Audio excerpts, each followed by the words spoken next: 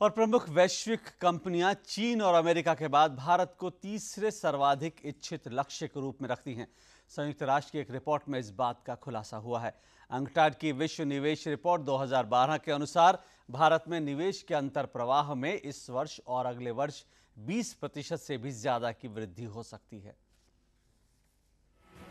भारतीय अर्थव्यवस्था के लिए अच्छी खबर है। संयुक्त राष्ट्र की व्यापार और विकास परिषद अंकटाड की रिपोर्ट में कहा गया है, भारत में विदेशी निवेश की संभावनाएं बनी हुई हैं।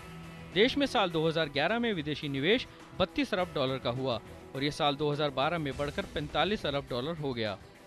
The FDI outlook looks promising. The report says that the momentum which was there in the last year, which reflected 33% jump, continues to be there in 2012. So India is doing much better in terms of growth.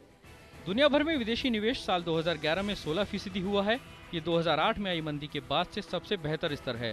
Report में कहा गया है, दुनिया भर में होने वाले विदेशी निवेश का तकरीबन आधा विकासशील देश में होता है, लेकिन विदेशी निवेश का ये दौर इस साल कमजोर पड़ सकता है। हालांकि ये आने वाले सालों में सुधार की ओर बढ़ रहा है।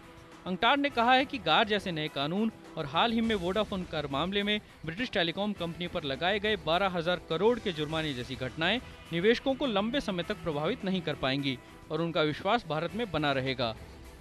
GAR is only relating to portfolio investments, so it doesn't affect FDI picture at all.